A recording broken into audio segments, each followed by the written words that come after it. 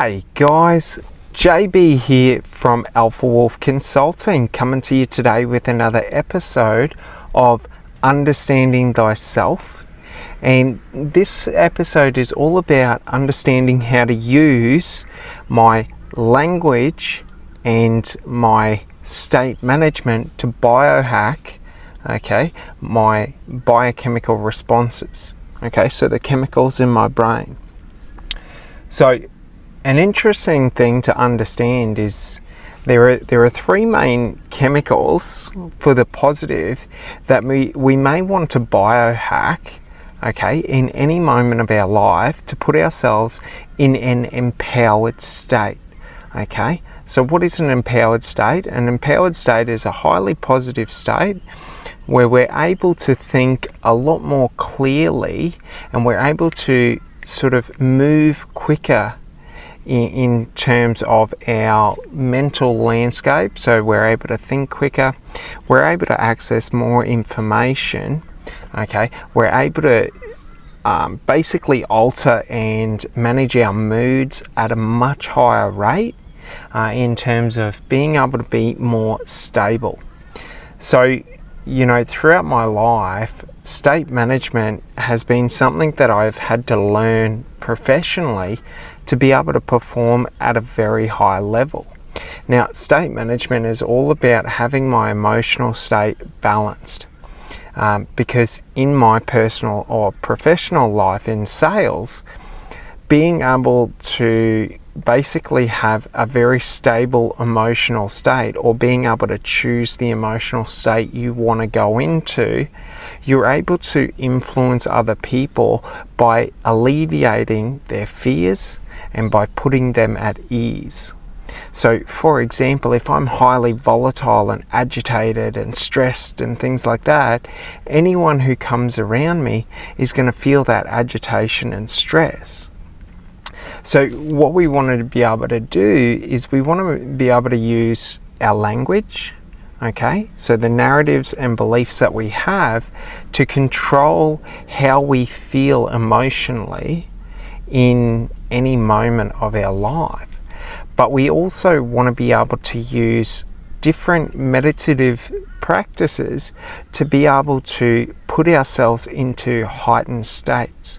So a heightened state of serenity or peace, a heightened state of love or affection, a heightened state of happiness or joy or bliss.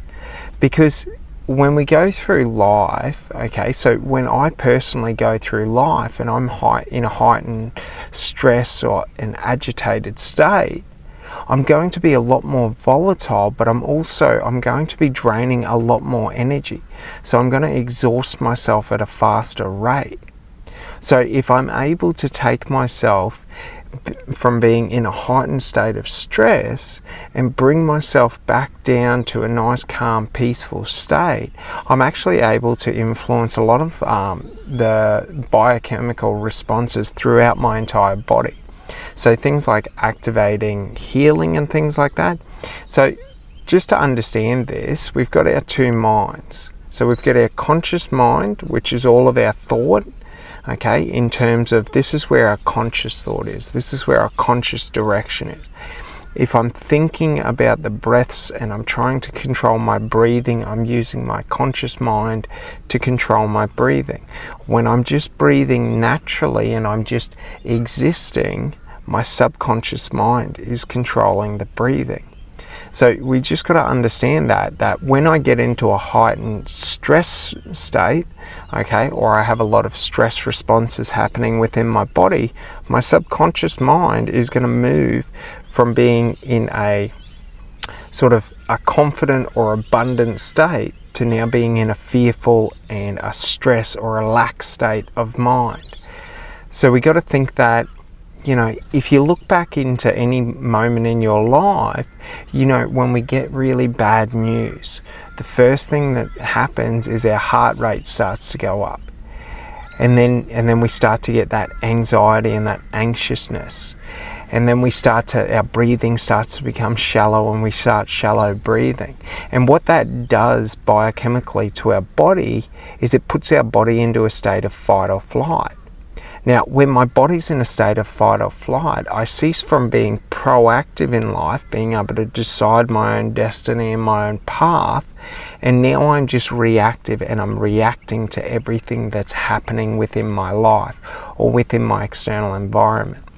So the downside is when I'm in fight or flight mode, what happens in my body is that rapid, shallow breathing, my increase in my heart, my heart rate, that anxiety and that stress response chemically is now sending all the blood to my appendages. So now I'm getting very twitchy, I'm getting very anxious, I'm getting very like I need to either run or I need to attack. Okay, so what happens in our body is we cease to have all of our blood and our circulation happening on the interior, and now it's on our extremities. So to understand this is to understand that when I'm in a heightened stress state, my core functions of my body, so my immune response, my digestion, my regeneration and healing aspects of, cell regeneration and things like that, are all shut down, and I'm just ready to run or fight. But the same with my mind, okay? What happens is in my subconscious, a lot of my basically, ancestral behaviors or evolutionary behavioral traits start to happen. So what happens is my threat identification system starts going off. So it's sort of like, think about it like this. If we're ever walking through our house, now you can look back at your own life, but it's like if we're ever walking through the house and then we see a spider, a big huntsman or something like that. If we've got a fear of spiders, what happens is we go into fight or flight, and we start to get panicked, and we start to think like, oh, where's this spider going? Where, I got to deal with this spider, all of this stuff, and it puts us on anxious, and then we start looking for all the other threats. So to the same, okay, if I get in a highly anxious or stressed state within my mind, just in my thoughts, so I start to think negatively, or I start to think things aren't going to work, what happens is my subconscious mind will start looking for problems. It'll start trying to identify threats. So when we think about this in terms of success, or when we're trying to achieve things, if we're always looking to identify the problems, we are going to focus more predominantly on the problems than the solutions to those problems. Because the solutions are found in the proactive side of the mind, in the creative thinking, in the identifying opportunity. But when I'm only identifying threats, I'm looking at a threat and how to deal with that threat. So I'm very narrow-minded in the terms of I'm not able to creatively think. I'm more focused on how do I deal with this current problem in front of me. And then I identify the next problem and deal with the next problem and the next problem. So what typically happens in our life is when we get into that fight or flight mode of being highly stressed and looking for threats, that is all we see in everything. So look back into, your life, into anything. This can be emotional situations where we, might go through and someone might cheat on us or something like that. So then when we move into a new relationship, we're just looking for signs that someone's cheating. Or maybe it is, we're out in public and we're out doing whatever and someone tries to attack us. And then progressing forward, every time we're out in public, we're looking for the threats of people trying to attack us. So this is one of the things that our mind does, and its main function is to identify patterns and trends and create processes for those patterns. So for example, it's basically association. So our mind will associate environments to outcomes. So if you think about it in your own life, this can be everything from opportunities. if we only ever associate opportunities in working, if we ever try to go to work for ourselves, we aren't able to identify the opportunities. We only see the problems and the stress, because our brain has been wired to see opportunity only through working for others.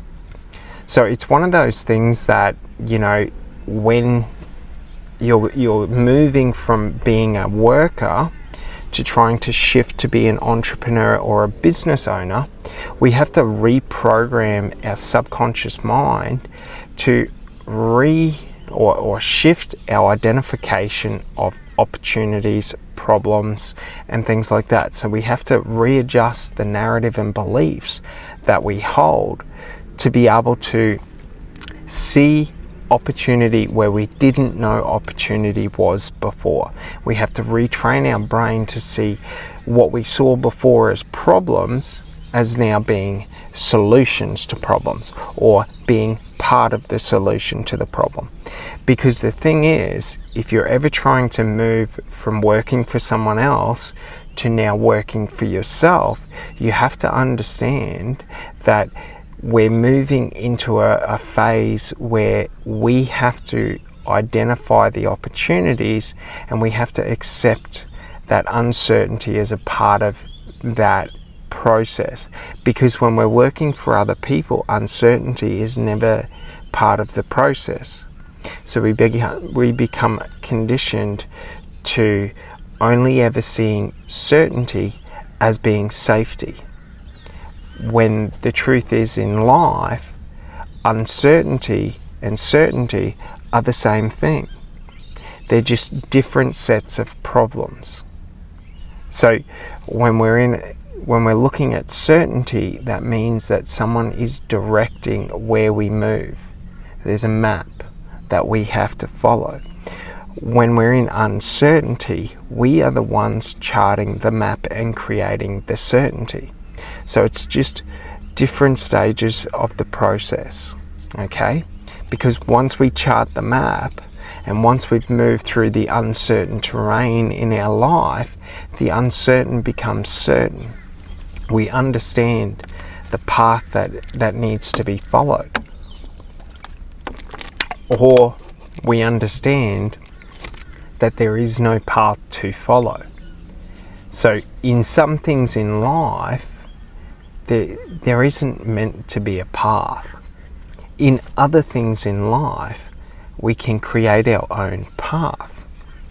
But the key thing to remember is we have to be able to remain calm and reset our state management, or our emotional states, to be a leveled state.